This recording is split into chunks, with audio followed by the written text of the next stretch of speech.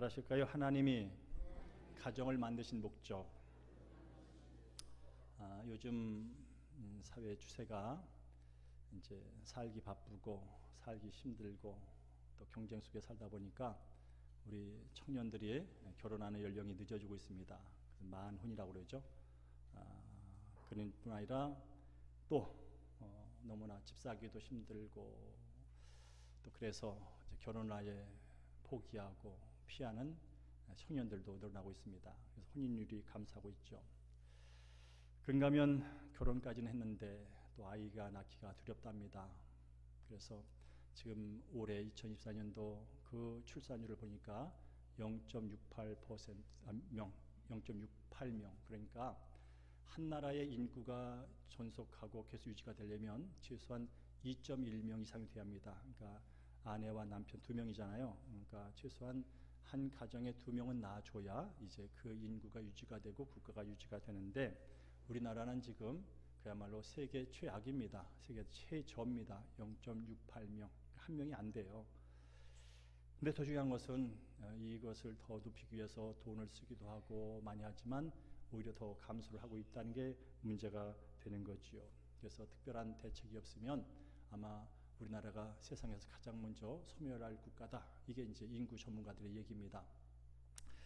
그런데 더 안타까운 소식은 최근에 그 여성가족부에서 그 우리나라 청소년 그 모든 실태 조사를 했어요. 13세에서 24세까지. 그 중에 질문이 뭐가 있냐면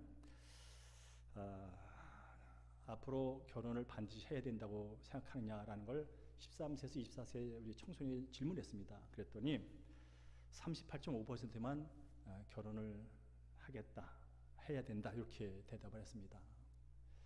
그런가 하면 또 이런 질문이 있었죠. 결혼을 해도 아이를 반드시 가질 필요는 없다라고 대답한 우리 청소년이 60.1%였습니다. 그러니까 지금 이 악화되고 있는 저출산의 문제가 지금 현재 살고 있는 우리나라 청소년들도 더 관심 없다는 거예요. 힘들게 여겨지고 있다는 거죠. 그러면서 큰 문제가 아닐 수 없는 것입니다. 특별히 오늘 가정의 달을 맞이해서 우리 하나님께 주신 가정의 목적이라는 제목으로 말씀을 나눌 겁니다. 왜냐하면 지금 세상은 아무리 돈이 많고 살기가 편해져도 결혼하기 힘들어, 연애하기 힘들어, 애 낳기 힘들어, 온통 힘들어로 돼버렸어요. 우리나라가 여러분 아십니까? 경제 10대 대국입니다. 살 만큼 산다니까요. 잘 산다니까요. 그런데 결혼하기 힘들대요. 그런데 연애하기 힘들대요. 그런데 아이가 낳기 힘들대요. 물론 여러 가지 경쟁 요인들 가치의 문제가 있지만 이제 그런 면에서 사회 상태가 어떻게 변하냐면 어쩔 수 없어, 안 돼라는 그런 풍조로 계속 넘어가고 있다는 거죠. 그러면서 이렇게 가정의 중요성을 말할 수 있는 것은 교회밖에 없어요. 이제 학교에서도 어디에서도 그런 얘기 안 합니다. 여러분 아신 것처럼 가정은 하나님이 만드신 최초의 아름다운 공동체요 제도입니다. 가정은요 한 남자와 한 여자가 만나서 재밌게 살다 소멸되는 그런 공동체가 아니에요. 한 여자와 한 남자가 만나가지고 재밌게 쏙닥쏙닥 하다가 재밌게 살다가 즐겁게 살다가 쾌락을 누리다가 소멸되는 그런 조직이 아니에요. 하나님께서는 그 한 남자 여자를 통해서 계속 대를 이어서 아름다운 생육하고 번성하도록 창조하신 아주 특별한 제도입니다. 그런데 지금 우리의 현실은 결혼 포기와 연애 포기와 이혼과 저출산과 더 나가서 동성애, 동성혼, 트랜스젠더, 성은 네가 결정하는 거야. 이제 남성과 여성의 그 성기를 전환하지 않아도 그냥 네가 생각해서 여자면 여자고 남자면 남자야 하는 성혁명이라고 하는 아주 지금 학문적으로 문화적으로 사상적으로 지금 이 세상에 팽배한 가정을 해체하는 주의가 세상 곳곳에 사람 속 깊이 들어와 있습니다. 더 나아가서 우리 아이들 13세에서 24세뿐 아니라 그 어린 초등학교 애들에게도 이런 사상이 성혁명이라는 가정 해체와 교회 해체와 나라 해체가 이룰 수 있는 그런 주장과 사상이 학문적으로 교육을 받고 있는 시대에 우리가 살고 있다는 것이죠. 그러면서 다시 한번 우리는 가정이 왜 중요한지, 왜 하나님이 가정이 왜 만드셨는지, 가정의 진정한 기능은 무엇인지를 다시 한번 생각해 보자는 거죠. 첫째로 가정은요, 하나님을 경외하며 예배하는 곳입니다. 하나님을 경외하며 예배하는 것이 가정입니다. 다시 말해서 하나님께서 자신의 형상을 따라 사람을 만들었는데요, 그 목적이 뭐냐면 하나님을 영화롭게 하나님을 찬양하며 하나님을 중심으로 온전한 복된 삶을 살도록 하기 위하여 사람들을 만들었다는 거예요. 그러니까 이 땅에 태어난 모든 사람들은요, 하나님을 창조주로 이 땅의 주인으로 여기면서 그분이 만들어 놓으시고 그분이 약속하신 그 질서 안에서 살아가면서 하나님께 영광을 돌리고 하나님이 주시는 은혜 가운데서 풍성하게 살도록 지음을 받았다면 바로 그 사람과 그 사람이 만나서 한 가정을 이룬다 해도 그 목적은 변하지 않습니다. 한 사람의 창조 목적이 하나님께 영광을 누리고 그분이 부여하신 영원한 복을 누리며 사는 것이라면 한 남자와 한 여자가 만나서 가정을 이뤄도 하나님을 영화롭게 하나님을 섬기며 예배하는 건 그 목적은 변하지 않는다는 거예요. 그래서 특별히 하나님께서 우리 한 가정마다 집마다 주인 됐을 때 그 주인은, 그 가정은 온전한 질서 가운데서 하나님이 계획하신 복을 누리며 살게 되는 것이죠. 시편 127편에 보면 그런 말이 있습니다. 하나님께서 집을 세우지 않으면 세우는 자의 수고가 헛되다고요. 여러분, 우리 어머니들 아버지 열심히 노력합니다. 자녀들 열심히 노력합니다. 건강한 가정을 만들려고. 그런데 때때로 되지는 않아요. 왜 그런지 아세요? 하나님 없이 하려니까 그래요. 하나님이 없다는 것은요, 각자가 다 주인, 자기가 주인이라는 뜻이에요. 아버지는 아버지 생각대로, 엄마는 엄마 생각대로, 딸은 딸 생각대로, 아들은 아들 생각대로 하다 보니까 그 가정이 온전해질 수가 없는 거예요. 그 중심에 하나님, 절대 가치와 절대 기준과 절대 진리와 그것을 갖고 있는 하나님이 중심에 딱 섰을 때 아버지도 하나님으로부터, 어머니도 하나님부터, 자녀도 하나님부터 최고의 가치와 질서와 진리를 가지고 가정을 섬기려 할 때 온전해진다면 이 세상의 가정이 왜 자꾸 해체될까요? 그 중심에 하나님이 없는 거예요. 어떤 데는 아버지가 힘이 있어서 아버지 주장이 먹히고, 어떤 데는 어머니의 힘이 세갖고 어머니가 먹히고, 애들이 이제 커지면 엄마 아버지 손에서 저리 가세요 라고 힘으로 밀치는 때가 되면 이제 그때부터는 가정의 권위가 사라지는 모습들을 보게 됩니다. 그러면서 성경은요, 가정이 하나님을 예배하는 교회였다는 사실을 보여줍니다. 그래서 가정은요, 최초의 교회이면서 최초의 학교라는 말을 씁니다. 특별히 창세기 8장과 10장을 읽으면서 보겠습니다. 창세기 8장 읽어볼까요? 시작. 노아가 여호와를 위하여 단을 쌓고 모든 정결한 짐승 중에서와 모든 정결한 새 중에서 취하여 번제로 단에 드렸더니 라는 말이 있습니다. 여러분, 노아 홍수 아시죠? 노아 홍수가 왜 생겼냐면요, 그 창세기 6장에 보면요, 그런 말이 있습니다. 이 세상에 죄악이 관영했다, 가득 찼대요. 근데 이 세상에 죄악이 가득 차면 어떤 일이 먼저 선행되냐면요, 이 세상에 살고 있는 사람들의 마음이 죄악으로 가득 차면 세상이 가득 찬 거예요. 그러니까 그 창세기 6장에 보면 이 세상의 모든 사람이 생각하는 모든 것이 악했대. 그러니까 하나님 더 두고 볼 수가 없었던 거예요. 그래서 심지어 쓸어버려야 되겠다. 하나님 없이 내가 주인 되어서 서로 악과 죄악을 저질며 살면서도 그것이 죄인지 악인지 모르는 저 백성들 쓸어버리고 다시 시작할 거야. 그래서 여러분, 이제 노아의 가족을 선택하시고 방주를 지어서 그 40일 동안에 그 홍수를 주시고 이제 노아가 방에 나옵니다. 나와서 제일 먼저 한 게 뭐냐면 오늘 이거 한 거예요. 제단을 쌓고 하나님을 예배한 거예요. 바로 처음 하나님이 인간을 만들고 가정을 만든 그 목적을 그들이 수행했다는 뜻이에요. 제단을 쌓았다는 건 예배했다는 거예요.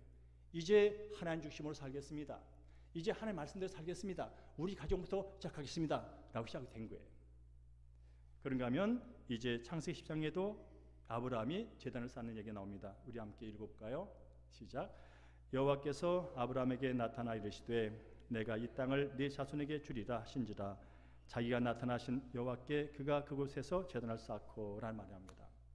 자, 이제 아브라함을 하나님께 선택하셨어요. 특별한 민족 삼아서 이 민족을 통하여 영원한 죄 가운데 살다 죽을 인생들을 다시 하나님의 자녀 만들어서 영원한 복락 세계로 이끌기 위하여 아브라함을 선택합니다. 선택받은 아브라함이 뭐합니까?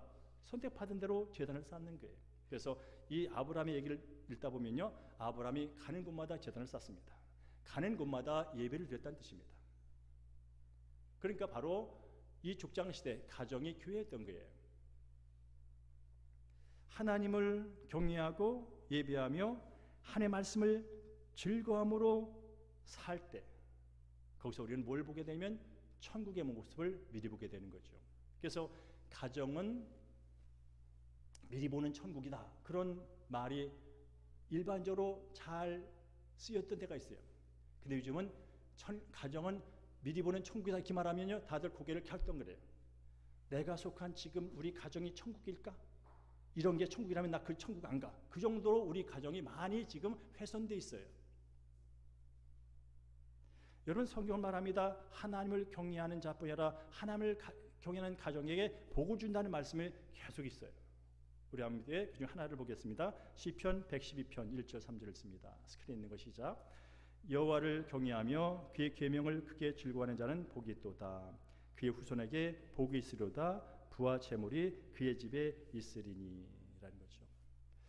하나님께서 자신을 그 가정의 주인으로 삼고 하나님을 경외하며 예배하는 그 가정에게 하나님이 복을 주는 건 마땅한 거예요.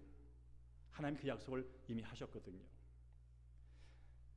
하나님이 자기 형상 따라 사람을 지으시고 복을 주며 가라사대 생육하고 번성하고 충만하라는 이미 명령 주었기 때문에 하나님을 경외하는 그 사람과 그 가정은 주님께서 하나님께서 약속하신 그 은혜와 복이 임하게 된다는 거예요.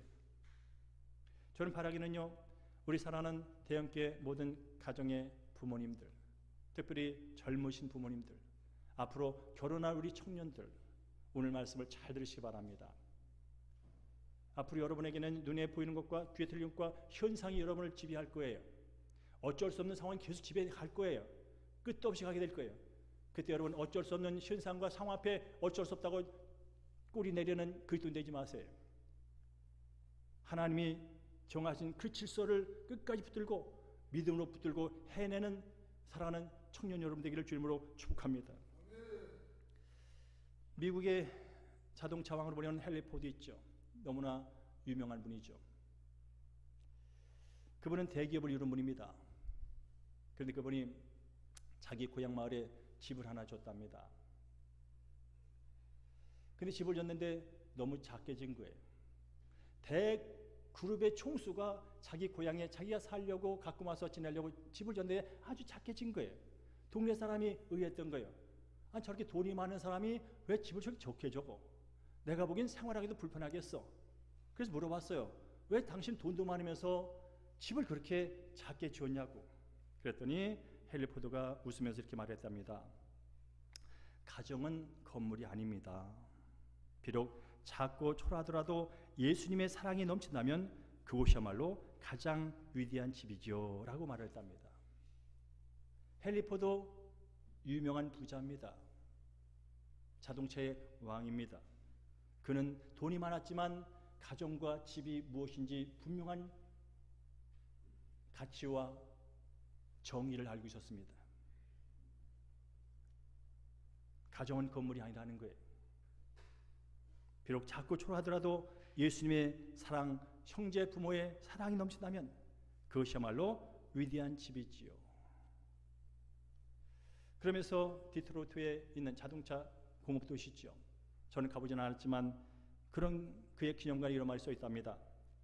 헨리 포드는 꿈을 꾸는 사람이었고 그의 아내는 기도하는 사람이었다 라고 말합니다. 즉 헨리 포드가 이렇게 세상에서 성공자로 서게 된 그 배경에는 그는 믿음의 꿈꾸는 사람이었다는 거예요.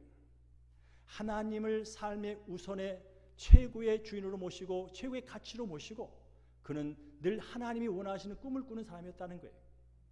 그리고 그 꿈을 이룰 뿐만 그의 아내는 믿음의 기도하는 사람이었다는 거예요. 여러분, 이렇게 믿음의 꿈을 꾸고 믿음의 기도하는 사람이기 때문에 고향에 집을 지킬 수 있었던 거예요. 만약 한 사람만 믿음의 사람이었고 한 사람은 아니었다면요, 만약 아내가 믿음의 기도의 사람이 아니었다면 그랬을 거예요. 여보 미쳤어, 당신 돈 두고 뭐 하려고 그래? 고향에 좋은 집 줘, 큰 집 줘. 둘이 그랬을 거예요. 둘이 싸웠을 거예요. 남편 헨리 포드는 가정은 건물이 아니야. 부인은 그래도 그렇지, 당신 돈 어때 쓰려고 그래? 편한 게 좋은 거 아니야? 하면서 눈에 보이는 집을 짓고자 했다면 늘 부부싸움만 했을 거예요. 그런데 이 부부는 그 중심에 누가 있었어요? 믿음이 있었어요. 하나님이 있었어요. 작아도 예수님의 사랑만 있으면 괜찮아.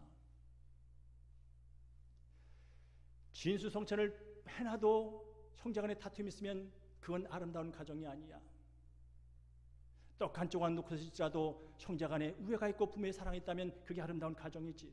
그런 성경의 기본적인 말씀에 그들은 충실했고 결국 세상적으로 성공했다는 그런 예화를 봤습니다. 저는 여기 있는 우리 사랑하는 청년 젊은이들에게 권면합니다.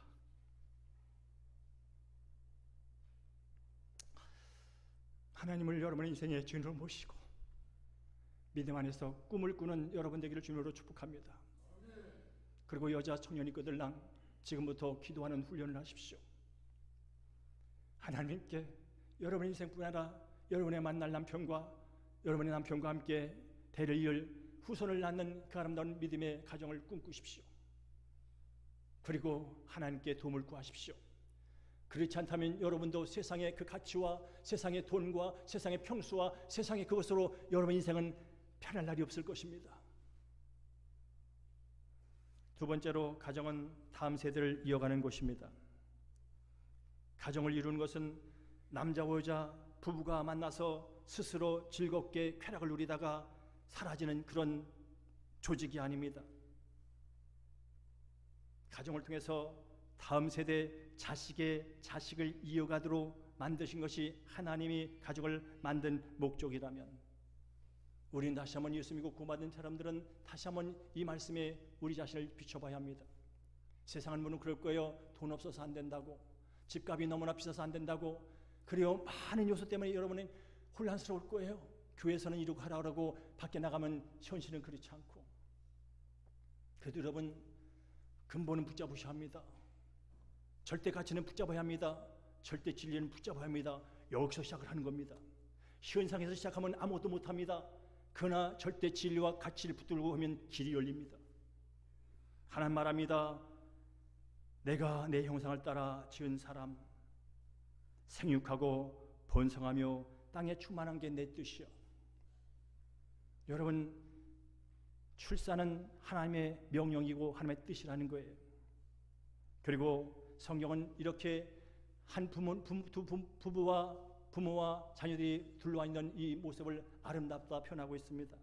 우리 함께 오늘 읽었던 시편 128편 3절 4절 읽어보겠습니다. 시작. 내 식탁에 둘러앉은 자식들은 어린 감람나무 같으리로다. 여호와를 교인한 자는 이같이 복을 얻으리라. 보라, 자식들은 여호와의 기업이요 태의 열매는 그의 상급이로다 라고 말씀합니다. 성경은요, 자식 자체가 기업이래요. 그것도 하나님의 기업이래요. 내 재산 아니에요. 하나님의 것이라는 거예요. 자식 자체가 상급이래요. 자식이 출세를 하고 자식이 돈을 많이 벌어오고 자식이 그런 게 아니라 자식 자체가 복이래요. 여러분, 한국교회와 성도들은 이제 한국 인구 절벽 앞에 여전히 동시에 같이 서 있습니다. 우리 이것을 단순한 사회 현상으로 보면 안 됩니다. 국가적으로 펼치는 출산 장려 운동에 우리가 동참하는 것은 물론이고 더 기독교 세계관의 앞에서 우리의 가정과 우리의 삶을 어떻게 이끌어갈지를 다시 점검해야 합니다. 여러분, 이런 설교, 이런 말 세상이 안 합니다. 강단에서나 성경 말씀에 근거해서 이런 얘기 하는 겁니다. 괜히 밖에 나가서 애 낳으세요, 뭐 하세요 하면요 마저 죽습니다. 저런 미개인이 있나? 뭐는 저런 사람이 있나? 그러다 보면 어떻게 됩니까? 결국은 사라지는 거예요. 저는 기도하기 합니다. 하나님 아버지, 이 땅의 젊은이들이 결혼을 기대하는 나라가 도와주십시오. 하나님의 나라가 출산이 축복인 걸 알고 아이를 바라보는 것이 정말로 행복인 것을 미리 앞서보며 그날을 준비하는 우리 젊은이가 살아있는 나라가 되게 해주십시오. 이런 기도를 우리 사랑하는 어르신들이 함께 해주시기를 주님으로 축복합니다. 왜냐하면 가정은 사람을 사람되게 만드는 곳이기 때문에 그렇습니다. 여러분, 사람들의 인격 형성과 모든 성격 형성은요, 학교의 교육으로 되는 게 아니에요. 가정에서 시작되는 거예요. 선생을 만나기 전에 이미 엄마 아버지가 선생이에요. 그래서 아이의 모든 성격과 인격과 자존감은요, 가정에서 영향을 최고로 받습니다. 아이는 무엇으로 사는가 자라는가라는 책을 쓴 버지니어 사티라는 사람이 있습니다. 그분이 그런 얘기를 하더라고요. 가족은 세상을 압축해 놓은 소우주다. 가정은 세상을 압축해 놓은 소우주래. 맞습니다. 그러면서 하는 얘기가 가정은 사람을 만드는 공장이다. 모든 사회적인 병리 현상은 가정이 그 기능을 잃는 데서부터 시작을 한다고 말합니다. 공장이라서 기분 나쁘고 할 거 없습니다. 형성하고 만드는 곳이란 뜻입니다. 가정에서 교육이 잘못돼서 불량품이 나오니까 그 불량품이 사회에 나와서 불량품의 행동을 하니까 사회가 불량화된다는 뜻입니다. 우리는 자꾸 학교를 욕합니다. 친구를 욕합니다. 교육을 욕합니다. 어디를 외부를 욕합니다. 그러나 근본은 가정부터라는 거예요. 여러분, 그런 말 있죠. 문제 아이가 있기 전에 그 배후에는 문제 부모가 있다고. 애가 뭘 받겠어요? 문제를 봤으니까 문제 행동을 하는 거지요. 그 문제가 어디 있어요? 가장 가까이 가정에 있지요. 그러면서 이 가정의 달에 우리는 어린이라면 부모라면 다시 한번 나를 먼저 돌아봐야 돼요. 저놈의 새끼, 저놈의 자식 왜 그래라고 말하기 전에 저놈의 새끼를 낳고 저놈의 새끼를 기른 나는 어떤 삶을 살고 있는가? 나는 그 앞에서 무엇을 인생의 최고의 가치와 진리로 여기며 그에게 말을 하고 있는가? 어떤 뒷모습을 보여주고 나는 저에게 어른 노릇을 대접하도록 했는가를 돌아보는 시간이 되어야 한다는 거예요. 여러분, 요즘은 맞벌이 사회가 됐습니다. 참으로 안타까운 것은 조금 전에 말했지만 전 세계 10대 경제 대국이 된 데도 불구하고 이제 아내와 남편이 함께 나가 돈을 벌어야 된답니다. 어쩌다 이렇게 됐습니까? 3만 불, 4만 불, 5만 불, 6만 불 세계에서 잘 사는 부자나가 됐는데 아내마저 나가서 맞벌이해도 먹고 살기 힘든 세상이 됐답니다. 그러다 보니 자연이 어떤 전쟁이 벌어집니까? 이 어린 자녀들이 학교에 있다가 학원에 갔다가 학습지 선생 만났다가 그것도 안 되니까 유튜브 온라인 강의 듣다가 엄마 아버지를 만납니다. 자녀의 성격 형성과 인격 형성은 부모의 만남과 관계 속에 이루어지는데 엄마 아버지 만날 시간이 부족합니다. 가정생활이 순절하고 가정에서 평안을 느껴야 그가 인격도 잘하고 학교생활과 사회생활도 잘하는데 그런 구조가 지금 사라져 버리고 있다는 사실입니다. 특히 여러분, 자녀 성격이나 인격 형성에서 부모의 역할이 중요한데 그 중에 가장 중요한 게 누구라고요? 어머니 역할이 중요하잖아요. 10개월 동안 배에 간직했던 그 아이, 고통 가운데 그 낳은 그 아이를 늘 품어줄 때마다 그 아이는 그 어머니 품에서 사랑을 느끼고 자존감을 느끼고 삶의 가치를 느낀다잖아요. 근데 서로 바빠가지고 말할 시간도 포옹할 시간도 손 맞출 시간도 별로 없습니다. 그래서 만나면 또 하는 얘기가 공부해라고. 어쩌다 마주쳤는데 공부하랍니다. 어쩌다 말 좀 하고 싶은데 공부하랍니다. 어쩌다 마주쳤는데 왜 넌 게임만 하냐고 말합니다. 어쩌다 마주쳤는데 빨리 방에 들어가서 공부하라고 말합니다. 최근에 초등학교 2학년에서 6학년 학생들을 대상으로 설문조사를 했습니다. 얘들아, 너희들이 가장 행복하게 느낀 순간이 언제니? 라고 초등학교 2학년에서 6학년까지 질문했습니다. 그래서 이렇게 46.1%가 이렇게 대답을 했다죠. 가족과 함께 있을 때. 가족과 함께 있을 때 행복을 느낀다고 우리 사랑하는 초등학교 2학년에서 6학년 학생들이 대답을 했답니다. 그리고 부모님과 선생님에게 가장 듣고 싶은 말이 뭐냐고 질문했습니다. 그랬더니 37.8%가 사랑해, 사랑해, 사랑한다는 말을 듣고 싶다고 우리 아이들이 대답을 했답니다. 사랑받고 싶고 사랑 느끼고 싶고 사랑으로 자랄 이 인생들이 지금 학교와 학원과 학습지와 온라인과 공부해라는 말로 귀가 가득 차 있습니다. 그런데 아십니까? 어제 또 한국교직원 그 초등학교 우연에서 설문조사한 거 보니까요, 그렇더만요. 친구들한테 가장 듣고 싶은 말이 뭐냐고 들어왔더니 뭐라고 하는지 아십니까? 같이 놀자. 그 말을 친구들한테 되게 듣고 싶답니다. 근데 아십니까? 우리 사랑하는 아이들이 지금 놀 시간도 없다는 사실을. 놀 시간도 없고 부모와 만나서 대화할 시간도 없고, 그렇게 한날을 한날 살아보니 가장 행복한 것은 가족과 함께 있는 것이고, 가족 듣고 싶은 말은 사랑이라는 말이라는 거예요. 여러분 바라기는 여기에 계신 어르신이든 아이든 젊은 부모이든 올 5월 달에 가족들에게, 자녀들에게, 부모님에게 서로 사랑의 감정을 나누시고 말로 위로해 주시고 함께하는 은혜가 있기를 주님으로 축복합니다. 또한 특별히 우리는 그리스도인입니다. 이 자리에 있는 분은 일반적인 분들이 아니세요. 제가 일반적인 분을 놓고 부모 강의하는 강사가 아니에요. 전 목사로서 예수 믿고 구원받은 여러분들에게 주의 말씀을 갖고 말씀드린다면 우리는 지금도 늦지 않았습니다. 모든 지혜와 지식의 근본 되신 하나님을 우리 자녀들에게 알려줘야 합니다.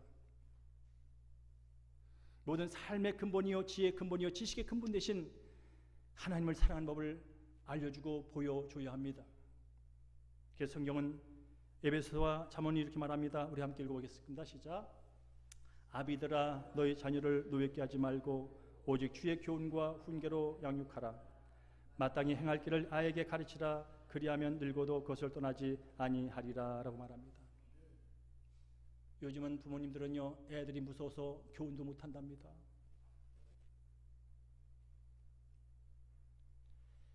애들이 무서워서 제대로 된 말도 제대로 못한답니다. 그러니까 여러분, 그들은 어디서 배우겠어요? 학교 가면 수학 문제 푸느라 정신없고, 학원 가면 나보다 잘난 애 때문에 기죽어서 정신없고, 같이 놀고 싶은데 놀 아이도 없고, 그들의 삶의 가치와 진리와 길을 어디서 배우겠습니까? 성경 말합니다. 주의 교훈과 후행계로 양육하라고요. 마땅히 행할 길을 알려주라고요. 그럼 여러분, 마땅히 행할 길을 어디서 찾을까요? 세상의 공교육과 윤리도덕에 대한 교육은 여러분 이제 이런 걸 잘 안 가르쳐줍니다. 뭐 성형용이라고 네 성은 네가 결정하는 거야, 네 마음대로 살아는 알려줄지 모르지만 정말 진심으로 인간관계 속에서 어떤 삶을 살아야 되는 이제 가르쳐주는 기관들이 사라져 버렸습니다.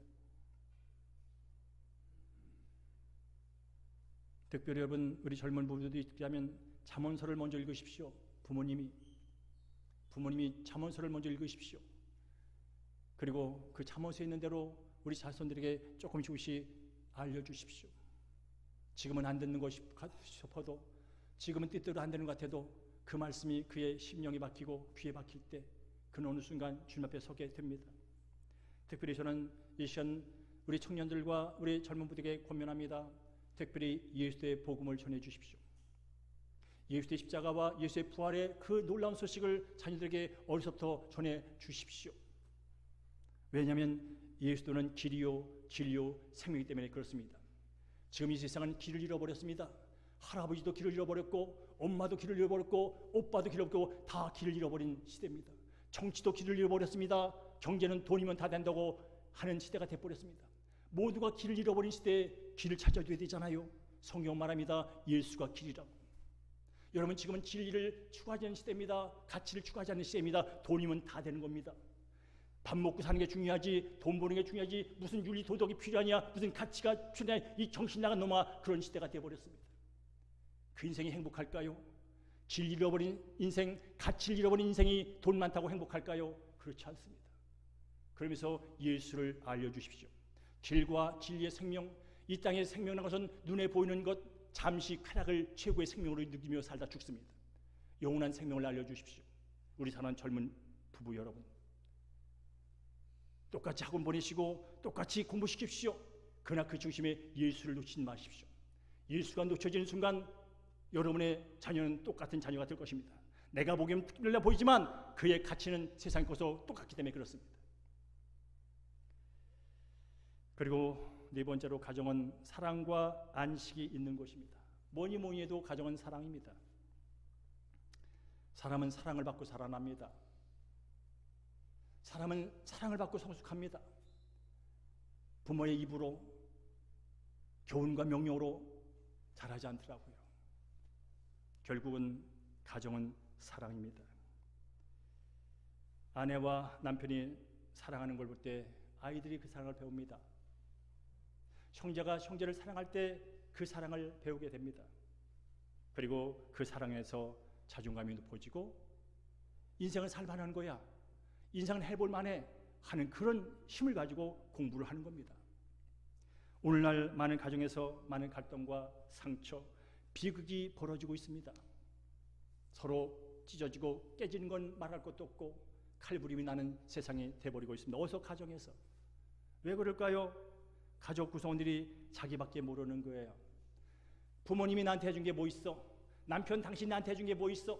다 그렇게 나 중심으로 모든 가정의 구성원을 바라보고 대합니다.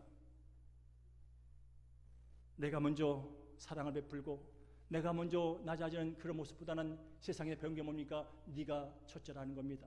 세상에서 그래서 쳐요. 근데 그 사상과 그 생각이 가정 안에서도 일어난다는 것이죠. 그래서 부부간의 갈등이 일어나고 부모와 형제의 갈등이 일어나고 아픔이 일어나게 된다는 것입니다. 저는 지난 수년간의 암투병을 하면서 가장 귀하게 느낀 게 뭔지 아십니까? 가정이었습니다. 가족이었습니다. 그러나 생사의 기로를 오고 갈 때 그때 가장 귀한 존재가 누군지 아십니까? 가장 가까이인 사람이 가장 귀한 걸 그때 저는 절감했습니다. 저도 어려서부터 그런 인생이었어요. 가까이인 사람보다 남에게 체면 때문에 가까운 사람 괴롭히는 사람이 저였어요. 가까운 사람이 차려 못하고 멀리 나고 상관없는 사람한테 잘 보려고 길을 섰던 인생을 제가 살았어요. 그러다 병이 들었어요. 근데 진짜 병을 들어보니까 진짜 귀한 게 뭔지 알겠더라고요. 결국 나의 고통을 끝까지 이해하고 고통을 함께 도와줄 뻔한 가족밖에 없더라고요. 그래서 저는 지금도요, 저희 아내를 보고 아들을 보고 가족을 보고 여러분을 볼 때마다 뒷모습 볼 때마다 혼자 중얼거립니다. 고마워. 우리 교우들을 볼 때마다 저는 늘 중얼거립니다. 고맙다고요. 함께 예배하는 것 때문에 고맙고 주의 종이 어려움 당할 때 눈물로 기도했던 거 고맙고 저는 그 수년이 지났지만 저희 가족분이나 여러분을 뒷모습 볼 때마다 제가 쭉 가서 말은 안 하지만 혼잣말로 중얼중얼댑니다. 고맙다고. 고마워. 여러분, 제가 이번에 어떤 일을 했냐면요, 저희 아버지가 올해 100세입니다. 그래서 100세 생일잔치를 지난 3월에 했고요. 5월 30날 온 가족 동네잔치를 하기로 했습니다. 우리 아버지가 100세 사는 동안 5남매를 주셨는데 고생 정말 우리 어르신들 좀 죽으라고 하셨습니다. 근데 아들 셋이 있고 저가 막내인데 돌아보면 아버지가 한 게 하나도 없어. 지금도 마찬가지고. 그래서 어떻든 아버지를 기쁘게 해줄 게 뭘까라고 할 때 이제 잔치를 베풀어서 동네 어르신들 모시고 친척 모셔서 함께 밥 한번 먹는 거, 그걸 계획하고 있는데 그분에게 뭔가를 말로 표현해야 될 거 아니에요. 지금도 저는 우리 아버지가 전화하면요, 아버지 안녕하세요, 잘 계세요, 식사하세요, 건강하세요, 또 한 30초가 안 넘어가요. 아버지도 그렇고 저도 그렇고. 그래서 제가 글을 썼어요. 아버지한테 편지를 썼다고. 100세 아버님께 전하는 감사의 마음, 신문에 실었어요. 공개적으로 제가 못했던 것을 아버지를 사랑한다고, 우리 자식들은 아버지를 자랑스럽게 여긴다고, 아버지에게 지금 아버지의 뜻에 아버지 원하는 것을 길을 다 가지 못했지만 그러나 우리 마음속에는 아버지를 사랑하는 마음이 크다고 편지를 썼어요. 제가 우리 형제들의 마음을 담아서 여기 썼고 올해 나셀 신문 5월에 나왔어요. 여러분 나가시다 하나씩 갖고 가서 읽어보세요. 제가 이것을 쓴 이유는 다른 게 아닙니다.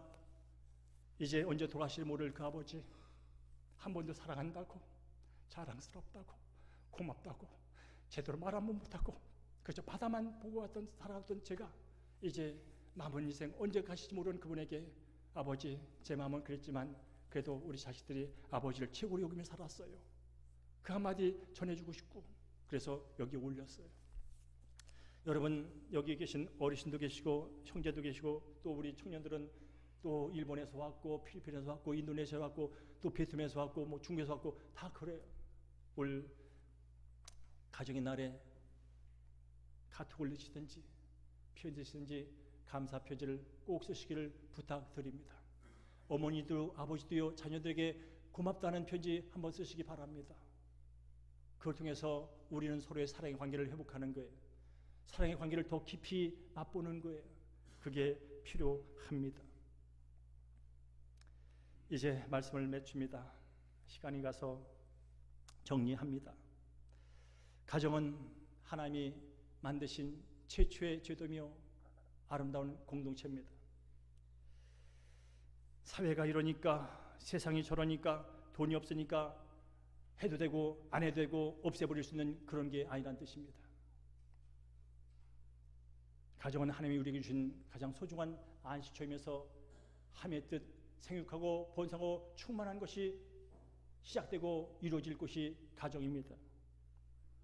그런 의미에서 여러분, 가정생활이 좀 힘들고 어렵더라도 다시 한번 이 가정에 서 있는 나 자신들의 위치를 되돌아보면서 하나님이 기뻐하는 가정은 어떤 것일까?